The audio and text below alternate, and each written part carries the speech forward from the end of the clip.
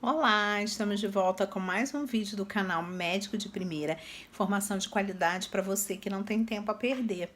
E agora nós vamos para a parte 8 do livro de Nassim Taleb, Arriscando a Própria Pele. O que eu posso te falar é o seguinte: se você não assistiu nada dessa série, saiba que esse é a parte principal que você precisa assistir. Essa parte aqui, ele resume tudo que ele trabalhou em todos os anos, em toda essa série de livros dele. Agora, se você quiser saber com mais detalhes, você volta que a gente tenha os capítulos do Antifrágil e também as partes anteriores de Arriscando a Própria Pele. Mas se for para escolher um vídeo só, esse é o vídeo que você não pode perder, tá bom? Vou dar uma palhinha aqui. Inclusive, Nassim Taleb prevê coronavírus nessa parte. Então, vamos conversar um pouco sobre isso, que ele fala pra gente nessa parte 8. Ele começa dizendo uma coisa engraçada. Ele fala que a missão dos restaurantes em Nova York não é alimentar as pessoas, sim cobrar caro por bebidas, servindo pratos que têm custo mínimo. Você já pensou isso? Que às vezes você vai nesses restaurantes caros e eles ganham na bebida. Então ele tá lá falando sobre isso para entrar num outro assunto, né?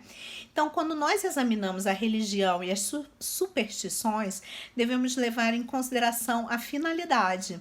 Ele fala que muitas vezes a religião e as superstições, elas existem para garantir a sobrevivência e não que aquela crença tem aquela importância que é atribuída a ela. Aí ele fala que isso é semelhante à visão, que a visão tem o objetivo de nos orientar o melhor possível e nos livrar de problemas. Inclusive, em outra passagem do Antifrágil, ele fala que é melhor que na visão a gente confunda uma pedra com um urso do que um urso com uma pedra, né? Porque se você confundir uma pedra com um urso e sair correndo, você se protege. Mas se você não perceber que é um urso e achar que for uma pedra, você está em risco de vida. Então, a nossa visão ela não foi feita para capturar o espectro eletromagnético de ondas. Ela é feita para nos proteger. E aí ele conta sobre os arquitetos gregos e romanos que deturpavam as colunas dos seus templos.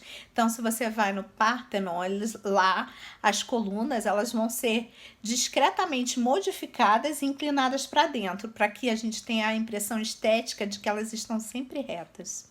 Interessante, né? O piso também é modificado para que ele fica abaulado para dar a impressão de estar sempre reto.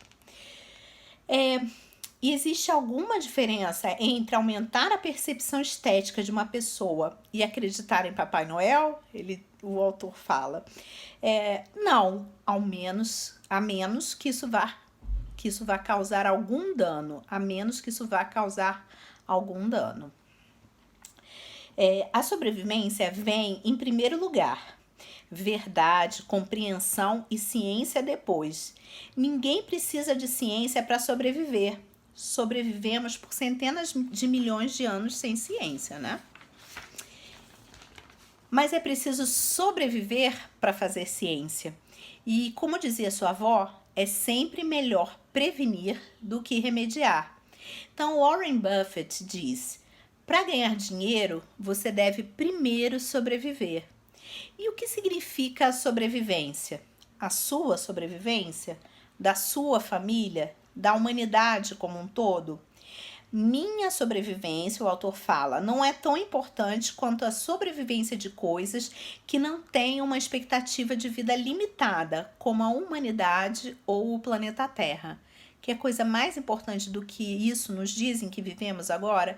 A gente ter essa consciência da importância do coletivo, que é maior que o individual? Nosso conhecimento do mundo é incompleto. E mesmo que fosse completo, seria quase impossível produzir uma compreensão precisa e imparcial da realidade. Então, o nosso conhecimento é muito limitado atualmente. Então, a gente não pode achar que a ciência vai ter todas as respostas porque a gente ainda não tem. Então, não há nada particularmente irracional em uma crença, já que podem ser atalhos e instrumentos para outra coisa. Ele cita, inclusive, que em Papua Nova Guiné tem uma crença, por exemplo, de que você não pode dormir embaixo de uma árvore morta. Por que alguém estabeleceu essa crença? Será que primórdios longínquos, alguém estava dormindo lá embaixo, uma árvore caiu, e aí, para a segurança, não se pode dormir embaixo de uma árvore morta. Então, a gente não sabe de onde as crenças vêm, mas elas são atalhos para nos proteger e nos dar sobrevivência. Então, o que importa no final é que as pessoas pagam pelas mercadorias e não o que elas dizem pensar sobre essas mesmas mercadorias. Então, para o autor, a religião existe para impor o gerenciamento de risco de cauda, aquele risco o menor possível que pode acontecer, né? O mais raro, através de gerações, já que ela tem as religiões têm regras binárias e incondicionais, é sim ou não, certo ou errado. Isso facilita a adesão e elas são fáceis de serem ensinadas e impostas. Isso seria um dos motivos da sobrevivência a longo prazo de pessoas que pertencem a uma mesma religião, como, por exemplo, ele cita a Igreja Católica, que fala que existe como instituição há cerca de 2.400 anos. Aí você, nossa, mas como 2.400? Porque ele diz que é uma continuação do Império Romano, a Igreja Católica. Então, as superstições podem ser também vetores de regras de gerenciamento de risco. E a ciência, atualmente, como a gente já falou, incompleta demais para fornecer todas as respostas. Racional é o que permite a sobrevivência. Qualquer coisa que atrapalhe a sobrevivência em um nível individual, coletivo, tribal ou geral é, a juízo do autor, irracional. Ele fala que o tempo é o grande mestre da estatística. Pode ser consultado por uma ferramenta técnica chamada função de sobrevivência, conhecida por idosos.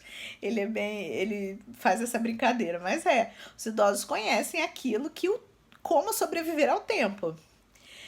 E o fato a ser considerado não é que as crenças tenham sobrevivido tanto tempo, e sim que as pessoas que têm uma certa religião sobreviveram, que é o que eu já falei da Igreja Católica. Quando avaliar as crenças em termos evolutivos, leve em consideração a sobrevivência das populações que as têm. Aí ele cita os judeus, por exemplo, que tem quase 500 proibições alimentares, como não misturar carne e laticínios, como não ingerir porcos. Poderia ser pela insalubridade dos porcos ou por uma razão ecológica, que os porcos possam estar competindo por legumes e alimentos. O fato é que estas leis sobreviveram porque estas pessoas sobreviveram. Então, isso faz com que aquelas leis se mantenham. E essa coesão de grupo também pode ser responsável pela confiança que existe dentre os judeus nas transações comerciais com membros da comunidade, mesmo distantes, e permitiu que sobrevivessem a uma história muito dura. E só o que ajuda a sobrevivência e que evita a ruína é isso. Ele conta agora uma história de 100 pessoas indo a um cassino. Essas 100 pessoas vão apostar uma quantidade de dinheiro em um determinado período de tempo. Aí você imagina que o jogador número 28 perde tudo, quebra. Isso afeta o jogador número 29? Não. Cerca de 1% dos jogadores vai à falência. Agora levemos em consideração o seu primo. Ele vai todos os dias ao cassino. E no dia 28, ele perde tudo. Haverá dia 29? Não. Você pode calcular uma probabilidade de 100% dele ir à falência, porque uma hora ele vai perder, dele indo todas as vezes no cassino. As probabilidades de sucesso do grupo não se aplicam a indivíduos. Então, quando você receber recomendações baseadas nos retornos de longo prazo do mercado, tenha cuidado. Isso é um erro, é uma fusão de probabilidade de conjunto com probabilidade de tempo, deu para entender? Tá fundindo o que acontece com várias pessoas, mas só que não tá levando em consideração que aquilo é um tempo prolongado. Se mais dia, menos dia, o investidor tiver que diminuir sua exposição por causa das perdas da aposentadoria ou porque se divorciou, seus retornos vão ser dissociados do mercado. Para ter sucesso, você tem primeiro que sobreviver. Aí o autor diz que ele tem uma regra: nunca atravessa um rio se ele tiver, em média, 1,20 m de profundidade. Se em média, né? Não quer dizer que ele vai estar sempre assim. Tem horas que ele vai estar mais baixo, tem horas que ele vai estar mais fundo, né? Então, a ruína, ela vai desqualificar as análises de custo-benefício. Parece que é preciso muita inteligência para entender coisas probabilísticas quando não se arrisca a própria pele, a menos que a pessoa seja um gênio. Ele cita isso, ele diz que só pessoas muito inteligentes que ele conheceu puderam entender isso sem arriscar a própria pele, sem passar por uma grande dificuldade. Ele diz que a média da população em geral só consegue compreender quando eles são atingidos, por exemplo, quando fazem um investimento, acontece um cisne negro como agora e perdem tudo. Por isso que é importante esses eventos. A maior parte não tem capacidade de compreensão. Se um grupo de pessoas, olha isso, joga roleta russa por $1 milhão, vocês sabem, né? Na arma tem 6 balas, aí você coloca uma bala na roleta russa. 5 a cada 6 pessoas vão ganhar dinheiro, uma vai morrer. Então a chance é de 83,33% de ganhos, com um retorno médio esperado de $833.333. Você vai falar para a pessoa: se você fizer a roleta russa, o retorno médio esperado é de $833.333. As pessoas em geral arregalam o olho e se apegam a esse número. Elas esquecem que elas têm aquela chance de morrer e se apegam a esse número. Mas se a pessoa continuar jogando roleta russa, ela vai acabar no cemitério. Então, ele lembra também dos transgênicos, que você precisa ter uma análise de risco, um risco de cauda para exposições repetidas. Você tem que analisar ao longo do tempo e não uma única exposição. Ele fala, por exemplo, que quando nós fumamos um único cigarro, isso não traz riscos, mas fumar repetidamente traz. Então, na vida real, cada pedaço de risco que a pessoa assume contribui para diminuir a sua expectativa de vida. Então, se você escala montanhas e anda de moto e pilota seu avião e bebe e fuma, sua expectativa de vida é consideravelmente diminuída. E se uma pessoa ficar sujeita a uma pequena probabilidade de ruína e sobreviver, em seguida fizer a mesma coisa novamente, acabará falindo com 100% de probabilidade. Essa que é a questão. Então a pessoa faz o erro, deu certo, aí ela tenta de novo, uma hora ela vai falir. Então, você não pode ignorar todos os outros riscos financeiros que uma pessoa está assumindo. A pessoa tem diversos riscos na vida. Se ela tem um carro que pode ser arranhado, se tem uma carteira de investimentos em que pode perder dinheiro, se tem uma padaria que talvez seja multada, se tem um filho em uma escola ou faculdade que talvez fique mais cara, se pode ser demitido ou se pode adoecer subitamente. Todos esses riscos se somam. Então, ele vai falar: quem é você? Qual é a pior coisa que pode acontecer com você? Morrer? Voltemos à noção de tribo. Um dos defeitos que a educação e o pensamento modernos introduzem é a ilusão de que cada um de nós é único.